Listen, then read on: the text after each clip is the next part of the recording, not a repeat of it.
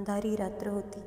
वाऱ्याची गडगडाट, आकाशातील विजांची झळ आणि जंगलात जणू काही गडबड सुरू होती. एका लहानशा गावात एक पुराण काळची एक भयकथा प्रसिद्ध होती. गावकऱ्यांना सांगितलं जात होते की त्या गावच्या बाहेर असलेल्या जंगलात एक भुतिया घर आहे. त्या घरात एक भूत राहतंय, जो रात्रीच्या वेळेस बाहेर येतो आणि कोणत्याही अनोळखी व्यक्तीला आपल्या जाळ्यात फसवून घेतो. एकदा एका साहसी युवकाने त्या घरात जाऊन सत्य जाणून घेण्याचे ठरवले. त्याचे नाव अजय होते. तो रात्री अंधारात जंगलाच्या दिशेने निघाला. त्याच्या मनात एकच विचार होता, ही सर्व गोष्ट खोटी असू शकते. मला सापडणारा भूत असला तरी मी त्याचं तत्त्वज्ञान जाणून घेईन. अजय जंगलाच्या मध्यभागी पोहोचला आणि एका मोठ्या पडलेल्या इमारतीत प्रवेश केला. त्याच्या पायाखाली घास, कागदाचे तुकडे आणि भूतपूर्व ठिकाणचे निशाण दिसत होते. एक वाऱ्याची शीतक्रांती आणि घराच्या अंधारात काहीतरी हलताना त्याला आवाज आला. त्याने धाडसाने आवाजाच्या दिशेने जाऊन पाहिलं. तो अगदी चकित झाला. एका कोपऱ्यात एक व्यक्ती दिसली, ज्याचा चेहरा काळा आणि त्याचं रूप नक्कीच भुतासारखं दिसत होतं. तुम्ही कोण? अजयने विचारलं.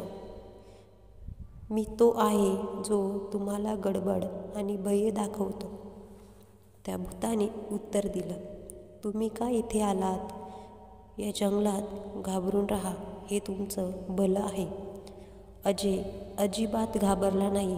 त्याने ठरवलं होतं की तो त्या भुताला काहीतरी वेगळं शिकवेल. त्यांनी भुताशी संवाद साधला आणि कळवून घेतलं की त्याचा राग आणि शाप कधीतरी अनवधानाने त्याच्या जीवनात उगवले होते आणि तो आता सर्व लोकांना त्रास देत आहे. अजयने त्याच्या शब्दांची शक्ती वापरून त्या भुताचा शाप दूर केला. त्या रात्रीपासून ते जंगल शांत झालं आणि गावकऱ्यांना पुन्हा सुरक्षित वाटू लागलं. अशा प्रकारे अजयने त्या भुताच्या घरात पडलेला एका भयानक रहस्याचा अंत केला. अजयच्या या साहसाच्या कथेने गावकऱ्यांना एक महत्त्वाची शिकवण दिली. त्या रात्री त्यांनी जे काही केलं त्यांनी कधीच कल्पना केली नव्हती. तो फक्त सत्य शोधायला जंगलात गेला होता, पण त्याला त्या भुताच्या दुःखाच्या आणि रागाच्या कारणांचा शोध घेताना एक महत्त्वाचा धडा मिळाला. त्यानंतर अजयने गावकऱ्यांना सांगितलं की भुताने त्याच्या रागाची शक्ती वापरून अन्य लोकांना त्रास दिला होता. तुम्हाला समजायला हवं की भूत असं बनलेलं नाही, त्याला त्रास देणारं त्याचं हृदय आहे, अजयने सांगितलं. गावकऱ्यांना हे समजलं आणि त्यांनी एक मोठी सभा घेतली. त्यांनी ठरवलं की त्या भुताच्या आत्म्याला शांती मिळवून देण्यासाठी ते त्या जंगलात प्रत्येक महिन्याच्या वेळी एक पूजा आयोजित करतील, जिथे त्याचं धैर्य आणि दुःख समजून घेऊन त्याची शांती साधता येईल. त्या आधारे त्याचं अस्तित्व शांत होईल आणि त्या जंगलाच्या भयानक घराच्या भूतप्रेतांच्या कथा सर्वांच्या काळजातून मिटतील. वर्षानुवर्षे त्या पुराण कथांमधून एक गोष्ट शिकवली जात होती की जेव्हा भय, राग आणि दुःख एका व्यक्तीला व्यापून टाकतात, तेव्हा त्या व्यक्तीला शांत करणे आणि त्याला समजून घेणे हे महत्त्वाचे असते.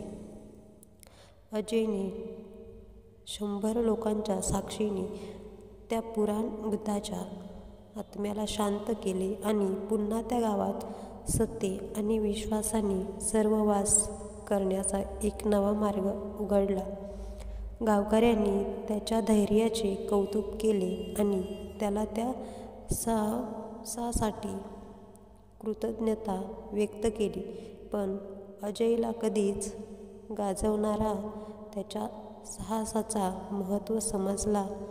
तो जास्त महत्त्वाने सांगतो की खतरात तुमचं धैर्यच तुमचं सामर्थ्य आहे. जेव्हा तुम्ही सत्यावर विश्वास ठेवा तेव्हा भूतांनाही शांतता मिळवता येते. अजयच्या कथेची बातमी साऱ्या गावात पसरली आणि त्याला एक नवा दर्जा मिळाला. लोक त्याला नायक मानू लागले आणि त्याच्या धैर्यामुळे गावकऱ्यांनी एकजूट होऊन त्याच्या जीवनातील भीतीवर विजय मिळवण्याची शपथ घेतली. पण अजयला त्याच्या जीवनाचा एक महत्त्वाचा अनुभव मिळाला होता. तो म्हणजे भय फक्त बाहेरील गोष्टींमध्ये नाही तर आपल्याच मनातही असतो. वर्षे गेली आणि त्या गावाचा विकास झाला. त्या जंगलात अजूनही शांती होती आणि गावकऱ्यांनी त्या ठिकाणी एक छोटं देवस्थान बांधलं जिथे ते दर महिन्याला पूजा करत आणि भूताच्या आत्म्याला शांततेचा आशीर्वाद देत. एक दिवस अजय पुन्हा त्या जंगलात गेला. त्या भूताच्या घरापाशी त्यांनी त्या ठिकाणी एक गहिरा श्वास घेतला आणि मागे वळून पाहिले.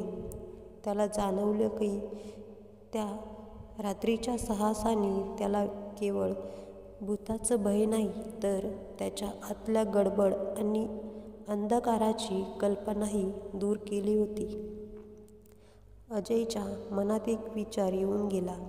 आपण जे भयंकर समजतो ते कधीकधी आपल्या स्वतःच्या मानसिकतेची प्रत्यक्ष असू शकते. बाह्यभूत आपल्या आतल्या भीतीचं प्रतिबिंब असतात. त्याच्या त्या अनुभवामुळे अजयने पुन्हा आपल्या जीवनाचा उद्देश ठरवला. लोकांना आपली भीती आणि काळजी दूर करण्यासाठी, त्यांना मानसिक शांती मिळवून देण्यासाठी काम करायचं. गावात तो एक गुरु म्हणून प्रसिद्ध झाला. त्यांनी लोकांना धैर्य आणि शांती शिकवली. तेव्हा त्या भूताच्या घराचे अस्तित्व केवळ एक आठवण बनून राहिलं. ते जंगल आणि त्या घराचं भय आता केवळ इतिहासात झोपलेलं होतं.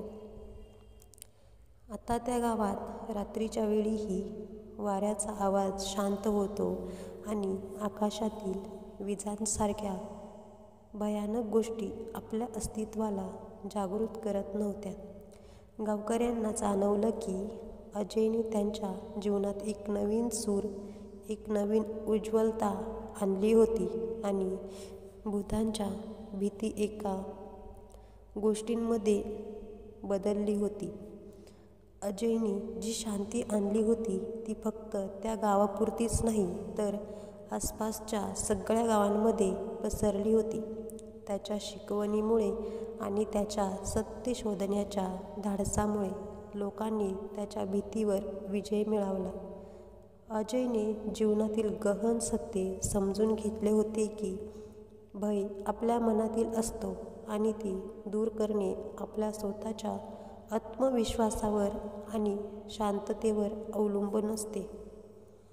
काही महिन्यांनी अजयने ठरवलं की तो इतर गावांमध्येही आपले विचार आणि अनुभव शेअर करेल. त्यांनी एका छोटेसे संघटन सुरू केले जिथे तो लोकांना त्यांच्या आतल्या भीतीवर काम करायचे मार्ग शिकवायचा. त्यांनी ध्यान, योग आणि मानसिक शांती साधनांची शिकवण सुरू केली. एक दिवस एका शहरातील प्रसिद्ध सल्लागारांनी अजयला भेटायला आमंत्रित केले. तेव्हा अजय त्यांना सांगत होता, भीती ही आपल्या मनाची रचना आहे. जेव्हा आपले मन शुद्ध होते तेव्हा भीती दूर होते. बाह्य जंगलातील सर्व वादळांना शांतता मिळवून देणारा तो आपला अंतर्मन असतो. शहरातील लोकांना अजयच्या विचारांना स्वीकारले आणि त्यांनी लोकांना मानसिक आणि भावनिक शांती साधण्यासाठी अनेक कार्यशाळा आयोजित केली. त्याच्या शाळांमध्ये लोकांनाही हे शिकवले जात होते की काही गोष्टी माणसाच्या नियंत्रणात नसतात, पण आपल्या प्रतिक्रियांवर आपले नियंत्रण असायला हवं. अजयच्या कामामुळे त्या क्षेत्रात एक मोठा बदल झाला. लोक आपले दुःख आणि गहिरा राग टाकून मानसिक शांततेची गती स्वीकारू लागले. भय, जो एक काळापूर्वी त्यांच्या जीवनाचा भाग बनला होता, आता त्याच्याशी सामना करणारा एक तंत्रज्ञान बनला. कधीही परत ते भुतिया घर उभं राहिलं, पण त्यातील भीती हळूहळू विझत गेली. ते घर आता फक्त एक ऐतिहासिक ठिकाण बनले, जे त्या भुताच्या कहाणीचे साक्ष देतं, जी कधीच अजयच्या धैर्याने समाप्त झाली. अजयच्या जीवनातील तो स्वतःचा एक प्रेरणा बनला आणि त्याच्या प्रत्येक पावलांनी इतरांना एक मार्ग दाखवला. भीतीला समोर ठेवून जीवन जगण्याची त्याची शिकवण आजही त्या गावात आणि इतर ठिकाणी सांगितली जाते. त्याच्या शेवटच्या दिवसांत अजयने एक संकल्प केला होता: लोकांच्या जीवनात शांती आणि आत्मविश्वास निर्माण करणं, एक साधं आणि शांत जीवन जगून त्यांना लोकांनाही हेच शिकवलं की वास्तविक शांती ही आपल्या अंतर्मनात आहे, ती बाह्य जगात नाही. अशा प्रकारे अजयच्या कथा आजही सांगितल्या जातात आणि त्याची शिकवण कायम लोकांच्या मनात आणि हृदयात जिवंत आहे.